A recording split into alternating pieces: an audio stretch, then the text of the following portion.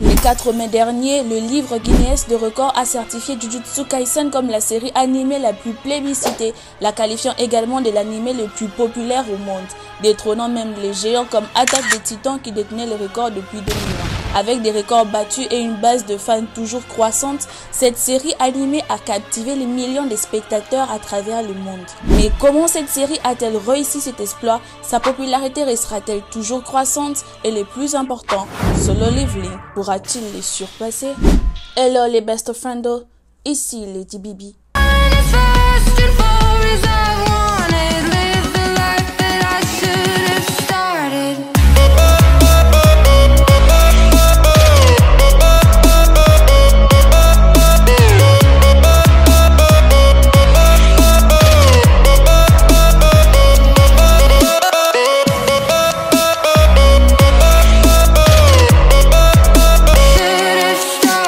Hello les best friends, j'espère que tu vas bien, nous ici tout ben en tout cas. Comme d'habitude, je suis très contente et très heureuse de pouvoir te retrouver aujourd'hui pour cette nouvelle vidéo. En cette vidéo, j'ai voulu répondre à une question si Solo Leveling pourrait-il surpasser Jujutsu Kaisen. En regardant cette vidéo, tu me donneras sans doute ton avis à la fin de cette vidéo. Dans le commentaire, j'ai hâte de savoir ton avis.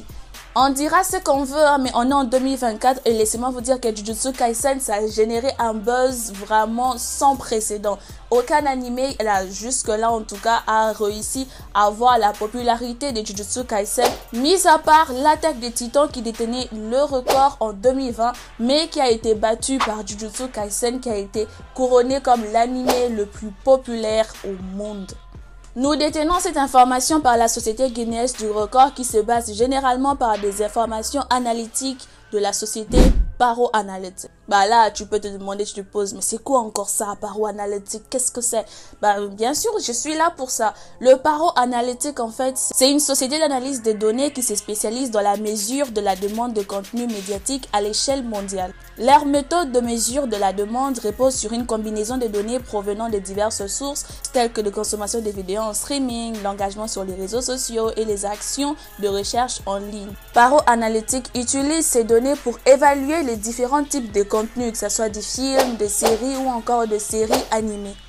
Ces données fournissent un insight précieux aux créateurs de contenu, aux réseaux de diffusion ou encore aux annonceurs, que tout ça, ça va les aider à une prise de décision en ce qui concerne la programmation ou encore le marketing.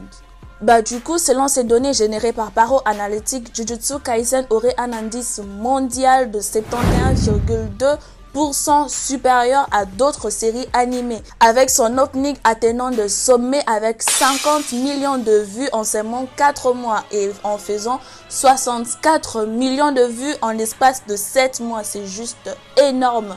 Et ça témoigne vraiment la popularité de Jujutsu Kaisen. C'est juste un truc de fou. Bref, avec tout ça, on peut se dire que waouh, Jujutsu Kaisen, c'est vraiment populaire, donc personne va réussir à le surpasser. Il est vraiment bien parti pour demeurer au sommet de la hiérarchie et dominer constamment tous les autres animés. J'ai envie de vous dire oui et non à la fois. Solo Leveling. Solo Leveling est un phénomène mondial qui a captivé des millions de fans à travers le monde. Cette série, à la fois un webcomic et un light novel, nous plonge dans un monde où les chasseurs, des individus dotés de pouvoirs surhumains, affrontent de monstres redoutables pour protéger l'humanité. Mais au cœur de cette série se trouve notre protagoniste, Son Jinwoo, un chasseur de rang le plus bas qui s'est constamment ridiculisé par ses pairs pour sa faiblesse apparente. Mais tout change lorsqu'il se retrouve piégé dans un donjon et obtient le pouvoir mystérieux qui lui permet de devenir plus fort à chaque fois qu'il tue un monstre. L'un des éléments les plus fascinants dans Solo Leveling, c'est le développement de caractère, plus précisément celui de son protagoniste Son Jinwoo, pour qui on ressent de l'empathie au début de l'épisode et après de la joie quand on le voit de la manière dont il est en train de se level up. Celui de devenir le plus fort, de quittant le rang le plus bas qui est le rang E jusqu'au rang le plus élevé qui est le rang S, SS ou triple SS. Tu vas me dire que ouais, on a déjà l'habitude de voir ce genre de héros qui était faible au début, puis après il devient plus fort, plus les épisodes avancent, plus il devient fort. Mais laisse-moi te dire que dans le concept de Solo Leveling, c'est assez différent. Je t'explique. Ici, on n'est pas en mode je veux devenir le roi du pirate, je veux devenir l'homme le plus fort, je veux devenir le Hokage. Dans Solo Leveling, les concepts même de level up de Son Jin-hoon est vraiment infini. Ça veut dire qu'il a un potentiel de devenir même... Attention, je vais spoil. Ça, c'est la partie pour les personnes qui sont à jour, qui ont fini Solo Leveling dans le manoir. Donc, si t'es pas encore à jour, t'as pas encore lu, je te mettrai les timers où tu dois y arriver. Parce que là, je vais spoil. Pour les personnes qui sont là, qui sont à jour, qui savent de quoi je veux parler, vous pourrez rester. Pour les personnes qui sont pas à jour, vous pouvez quitter cette vidéo jusqu'à la timeline indiquée dans la barre que je mettrai là. Voilà, je disais que les concepts de level up de Son Jin-hoon est à l'infini et tout ça est relié à son système de niveaux.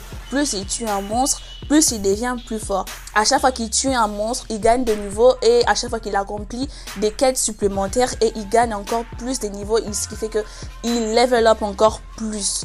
Et ça déjà on voit dans la première saison quand il tue Ygritte et après il le fait revenir en tant que son soldat, en tant que son serviteur, en tant qu'ombre. Et ça va encore aller beaucoup plus loin, ce qui fait qu'il va se constituer une armée de monstres, une armée de personnes qui va à chaque fois qu'il va commencer à se battre contre des boss.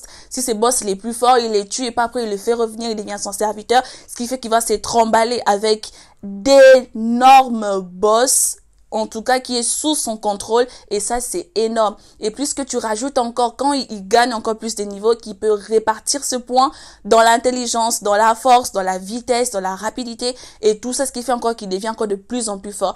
Son level up va tellement plus loin qu'il a transcendé les limites de l'humain, ce qui veut dire qu'il ne sera même plus un être humain, qui va littéralement devenir un dieu contrôlant les dimensions et l'espace. Et ça c'est vraiment un truc de ouf.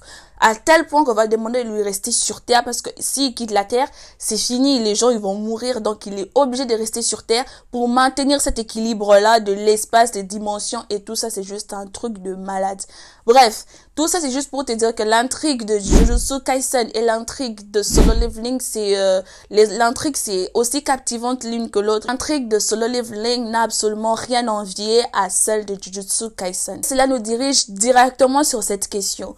Est-ce que Solo Leveling peut-il surpasser Jujutsu Kaisen? Bon, nous allons entrer sur la réelle raison qui m'a poussé à faire cette vidéo. J'ai vu sur les réseaux sociaux que Solo Leveling était apparu au Times Square aux États-Unis à New York. Apparaître dans les Times Square à New York est souvent considéré comme un symbole de visibilité et de renommée mondiale. Times Square est l'un des carrefours les plus animés et les plus emblématiques de la ville, avec des écrans publicitaires lumineux, ses panneaux d'affichage géants et son énergie électrique constante. Pour de nombreuses personnes, être présenté dans une publicité ou une promotion affichée à Times Square représente une opportunité unique de se faire connaître à un large public. Cela peut être le résultat d'un travail artistique, d'une campagne publicitaire, d'une performance ou même d'un événement promotionnel. En raison de sa forte concentration des touristes et aussi des locaux, apparaître dans ces Times Square peut être vu comme un symbole d'accomplissement personnel. C'est vu comme ton travail a été renommé, ta passion a été rénovée dans tous les secteurs que tu fais, que ce soit dans le cinéma, que ce soit dans le film, encore dans les séries animées. Apparaître dans les Times Square, c'est un symbole de l'accomplissement, c'est un symbole du top de top, c'est un symbole que ton travail est vraiment reconnu. Donc ça ouvre, ça te permet une sorte de visibilité plus conscient en fait, parce que là, ça sera vu par littéralement le monde entier. Et Solo Leveling, juste les débuts de la première saison, a fait ses apparitions dans les Times Square. Quelque chose que Jujutsu Kaisen n'a jamais fait. Vous voyez où est-ce que je veux en venir? Tout ça aussi est en train de faire voir à quel point Crunchyroll est en train de brûler littéralement ce budget pour vraiment pousser Solo Leveling vraiment à un stade où ça va vraiment aller beaucoup plus haut, beaucoup plus haut. Et personnellement, je trouve qu'en termes de marketing, Crunchyroll est vraiment en train de donner le paquet. Il est vraiment en train de tout pousser en fait pour que Solo Leveling soit vraiment reconnu internationalement. Du coup, la question de savoir si Solo Leveling peut-il réellement surpasser Jujutsu Kaisen, j'ai envie de te dire que ça dépend de pas mal de choses. Ça dépend de beaucoup de facteurs, notamment de sa popularité, de la qualité de l'histoire et de l'animation et surtout de la réception par le public. Le fait que Solo Leveling soit apparu dans les Times Square, c'était un grand pas pour l'œuvre, mais actuellement il est assez tôt pour se dire s'il va réellement surpasser Jujutsu Kaisen. Si la saison 2 qui arrive très bientôt respecte la qualité de l'histoire, ne fasse pas de la merde comme on a eu à faire avec The Promised Neverland, qui respecte le support original, et si l'animation est un banger, l'opening aussi, si l'opening aussi ça donne envie de l'écouter, écouter et ça nous plonge vraiment dans les enjeux qu'il y aura avec la saison 2, notamment avec l'arc dans l'île des Jeju. Laissez-moi vous dire que cette question sera immédiatement répondue par elle-même lors de la diffusion de la deuxième saison de Solo Leveling. Du coup, attendons la saison 2 avec impatience. Je suis sûre que ça sera banger parce que c'est vraiment la partie où tout vraiment va se jouer. On va vraiment entrer plus profondément dans l'univers de Solo Leveling et je suis sûre que ça va vous plaire et moi aussi, ça va me plaire. On est déjà arrivé à la fin de cette vidéo. Merci de t'abonner, de liker et aussi de commenter. J'ai hâte de savoir ton avis sur la question. Si Solo Leveling peut-il surpasser Jujutsu Kaisen? Et on se dit à la prochaine pour une nouvelle vidéo. Sayonara les amis. Bye bye.